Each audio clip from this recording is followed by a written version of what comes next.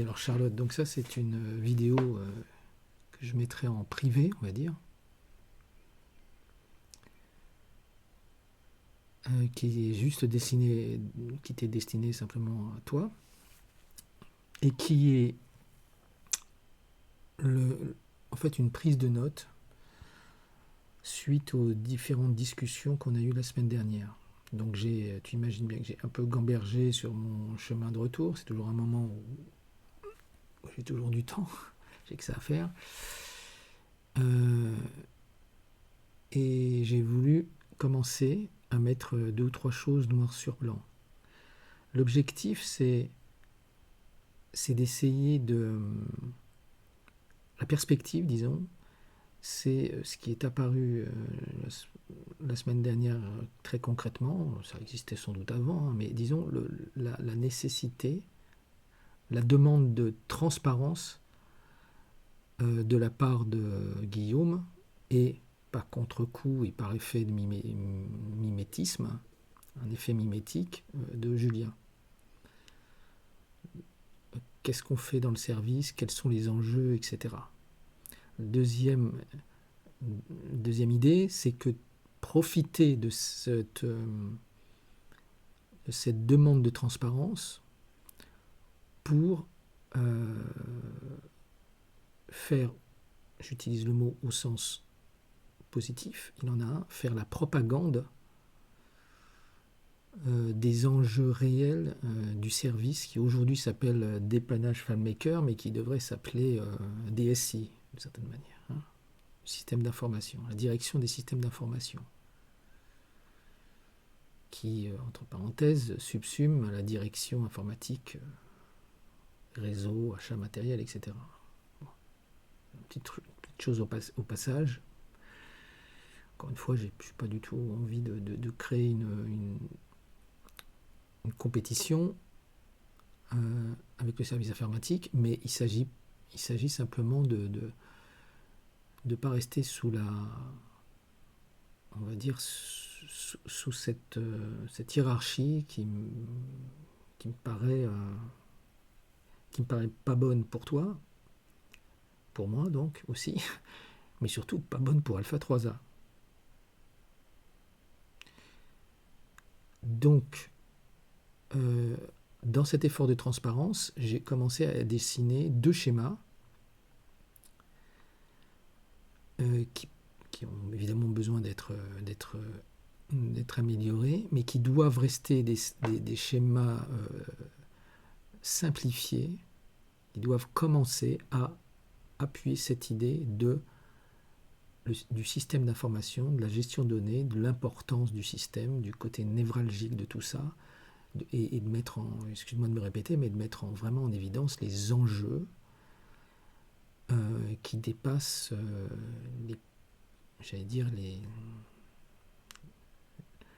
le périmètre des quelques débats qui existent aujourd'hui, quoi. Voilà, donc il s'agit de profiter de cette demande de transparence pour imposer un peu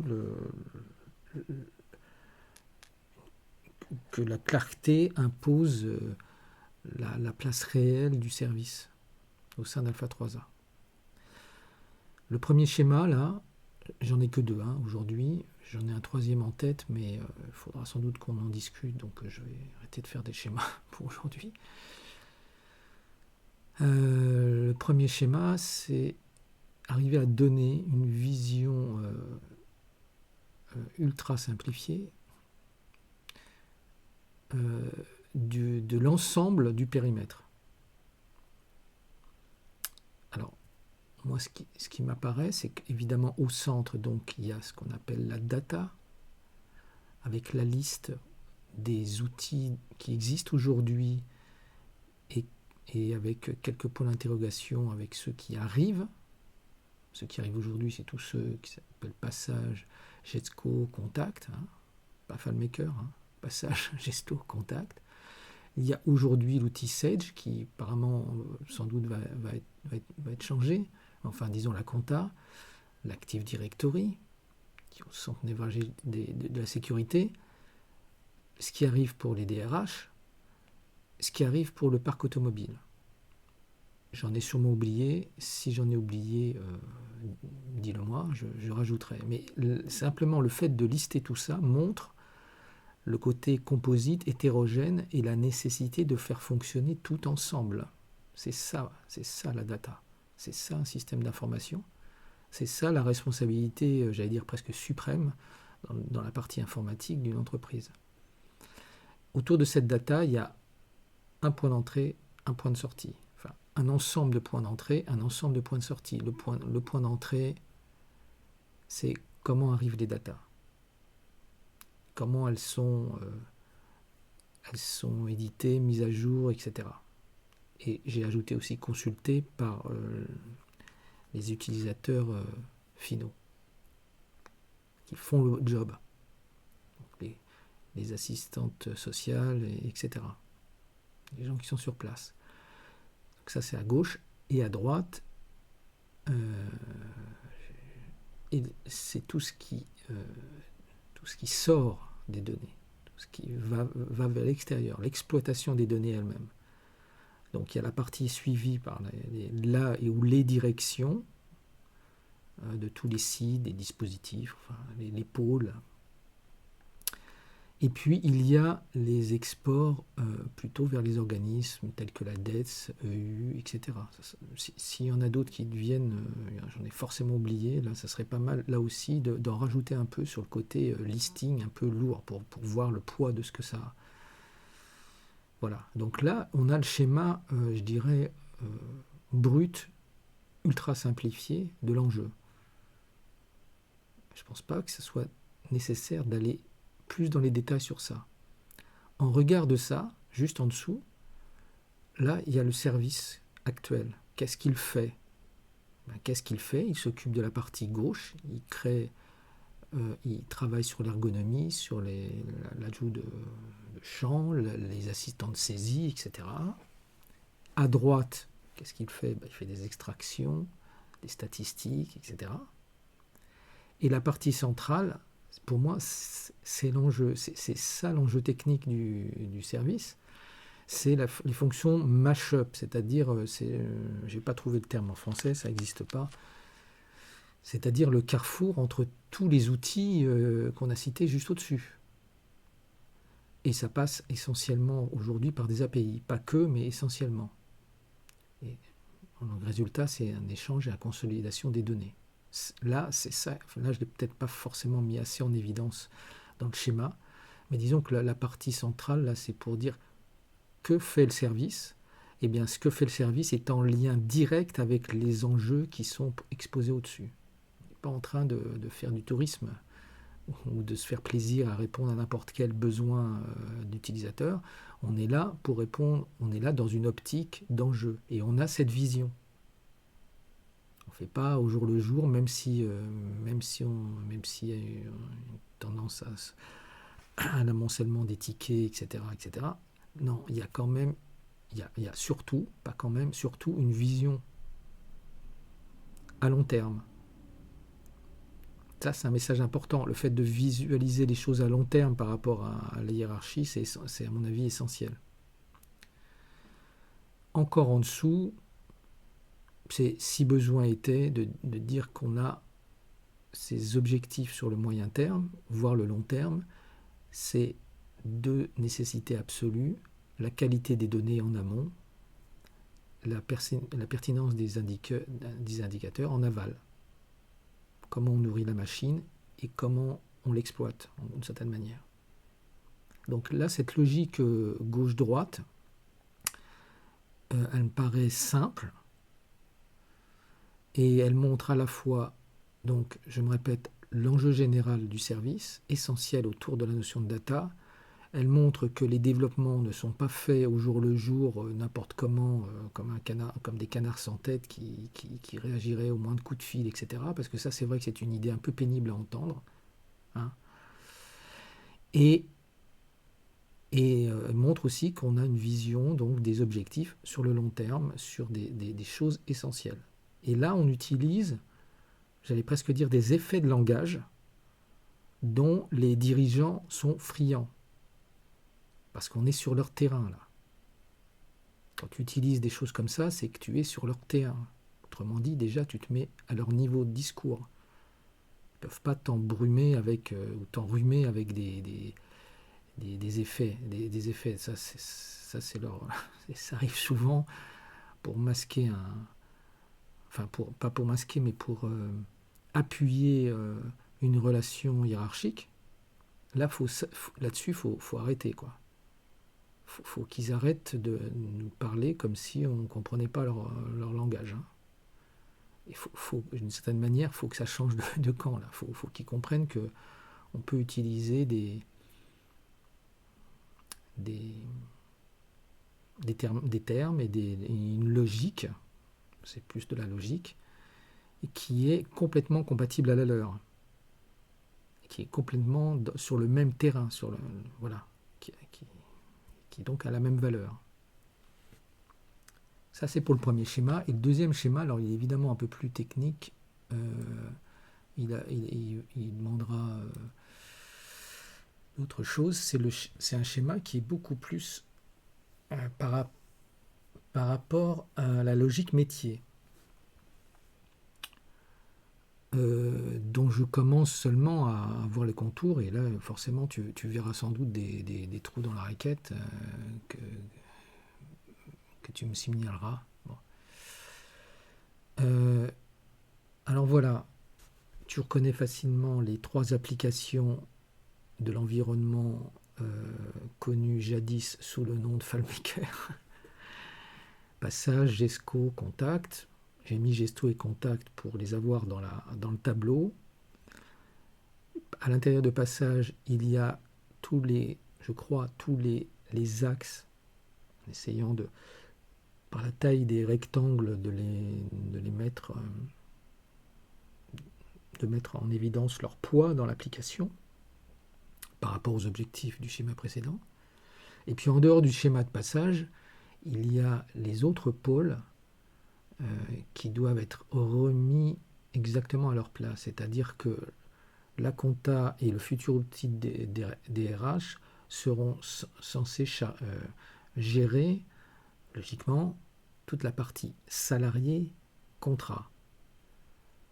La partie Active Directory, c'est une brique purement technique de sécurité d'accès, ni plus ni moins. Et ce que je mettrai dans le schéma, et pour l'instant, pour rester un peu simple, je ne l'ai pas mis, parce que ça n'est pas une existence encore, c'est le projet sur lequel Julien m'a demandé de travailler, qui est déjà un mash-up entre l'application Sage, entre Active Directory, etc. Où est-ce que ça, ce GDI, là, que je n'ai pas mis dans le schéma, il va y être très vite. Aujourd'hui, je n'ai pas voulu le mettre parce que c'est encore en balbutiement. Mais on voit que ça rentre dans la bannette, sur la bannette, dans la bannette du service. Là, ça permet de voir la responsabilité, la manière dont on va éviter de voir comment l'ensemble peut fonctionner. Et là, on voit tout de suite, je ne vais pas dire des problèmes, mais des points particuliers. Dans Passage, je n'ai pas remis, là, dans ce schéma, justement, les tables qui gèrent les salariés. Leurs absences, les heures sup, leurs contrats, etc. En bonne logique, est-ce que ça se confirmera, est-ce que ça ne se confirmera pas, une des réformes qui serait possible, une fois que du côté compta et DRH, les choses seront concrétisées, toute la partie qui existe dans compta, elle fera doublon. Dans Passage, aujourd'hui, elle fera doublon avec ça. Soit ils ont des bons outils, ils arrivent à les gérer, ils arrivent à faire en sorte que les utilisateurs les prennent en main, etc., etc., etc., et c'est leur responsabilité. Hein. C'est pas toi qui choisis le DRH, c'est pas toi qui choisis le DRH, c'est pas toi qui choisis le logiciel du DRH. Pareil pour la compta. C'est à eux là de gérer les salariés. C'est à eux de pouvoir gérer la bonne saisie des heures sup, etc., et le bon suivi de tout ça. J'ai pas remis non plus l'outil dont Guillaume est venu me parler, c'est-à-dire la gestion des frais de déplacement, etc. Mais logiquement, ça c'est sous la coupe de la DRH, de la compta. Alors après, si les outils, les circonstances, je ne sais pas, ça ne peut pas être géré là-dessus, pourquoi on ne continuerait pas de le gérer avec Passage, en partie, pourquoi pas, mais alors ça sera en connaissance de cause. C'est-à-dire après une décision, un constat déjà, le constat que Sage, la compta, Cégide, je ne sais quoi, le nouveau environnement DRH n'est pas capable de le faire, ou ils ne sont pas formés pour le faire, ou je ne sais quoi. Mais donc on viendrait là en plan B pour que ça tourne exactement comme aujourd'hui, c'est-à-dire que le truc il tourne grâce à Passage. Hein. Mais là, comme enfin, ils mettent pas en cause Passage, c'est pas ça que je veux dire, mais ils le challenge un petit peu, ils commencent à dire on ne sait pas trop ce qui s'y passe, on ne sait pas trop si on développe dans le bon sens, on ne sait pas trop, on ne sait pas trop. Là, on va savoir quoi. Soit leurs applications, elles tournent et elles sont efficaces. Et alors là, tout ce qui concerne les salariés, les contrats, les salaires, les frais, etc., ça doit rentrer là-dedans. Hein. Soit les applications ne sont pas capables de le faire. Et alors là, pourquoi elles ne sont pas capables? Parce que c'est la mauvaise application, parce qu'on n'est pas formé dessus. Ça, c'est, j'allais dire, pour le coup, je reprendrai la rhétorique de Julien, ça ne serait pas notre problème. Si ça leur pose problème, c'est à eux de revenir te voir en disant Charlotte, ce que tu fais dans Passage, finalement, ça fonctionne pas mal, mais on aurait juste besoin d'un... Voilà. Alors là, le rapport est inversé. C'est pour ça que j'ai sorti salariés, les tables qui sont liées à salariés, au contrat du cadre de Passage. Après, si je reviens dans le cadre de Passage, j'ai peut-être oublié des choses, j'ai pas voulu rentrer non plus trop dans le détail, mais je pense qu'en gros, les tables y sont. Il y a même la question du projet perso, des projets perso qui semblent aussi assez essentiels. J'ai voulu le marquer ici alors que ça n'existe pas encore concrètement, enfin, c'est pas encore utilisé. Mais en gros, il y a à peu près, je pense, toutes les tables les plus importantes. Bon, il y a la question des logements, le PIM, le PIL, oui, le pôle immobilier, là-dedans, pour moi, c'est pas très clair. Je sais pas trop s'ils sont impliqués, s'ils ont des outils, s'il faut les. Je comprends pas trop bien ça. J'ai l'impression que tout ce qui a été fait sur les logements, les hôtels, là aussi ont été faits parce qu'il n'y avait pas de gestion du parc immobilier digne de ce nom, avec des logiciels, des choses comme ça. Pourquoi pas, mais il faut là aussi que ça soit mis en valeur. Peut-être que dans ce schéma, ce qui manque, c'est justement le rattachement au pôle d'Alpha 3A. Ça, c'est une rhétorique que je ne maîtrise pas. Je ne sais pas trop où sont les limites, je ne sais pas trop ce qu'il y a. Bon. Donc ça, c'est sans doute des choses à améliorer. À partir du moment où on a ça en vue, on peut penser à vraiment une entreprise de simplification et d'efficacité de Passage en lui maintenant la pole position, la position centrale, quoi. Au prix peut-être de modules, on en a parlé, de modules avec d'autres technologies, mais ça c'est vraiment, voilà, c'est inclus dans inclus dans le global, c'est notre sauce. Je pense pas qu'il y ait beaucoup de discours à faire, de messages envoyés là-dessus, si ce n'est que si ça devenait, s'il y avait un moment où il fallait argumenter sur des priorités, etc., là pour le coup, c'est mon troisième schéma que j'aimerais faire, un de ces quatre, c'est la place de cette nouvelle, la place, les avantages et éventuellement aussi les inconvénients de cet environnement qui aujourd'hui paraît être un environnement d'appoint, on va dire l'environnement JavaScript par rapport à Passage. Voilà, donc c'était juste pour concrétiser, synthétiser, mettre à plat de manière la plus parlante possible nos échanges de la semaine dernière, enfin les petits événements liés à la semaine dernière. Moi, je préfère fonctionner avec des schémas que à rédiger des longs mails ou des longues documentations, parce que c'est plus facile à changer, on voit plus vite, et puis surtout, on voit tout de suite les erreurs. Hein. On peut bidouiller des trucs quand on fait de la littérature, mais un schéma, s'il y a des erreurs, s'il y a des erreurs de compréhension, d'organisation, ça se voit tout de suite et on les corrige facilement. Voilà, donc eh ben, écoute, reparlons-en peut-être. Moi, je continue à réfléchir, mais disons qu'on pourra en reparler peut-être quand je reviendrai ou avant. Enfin, c'est comme tu veux. Voilà. À plus.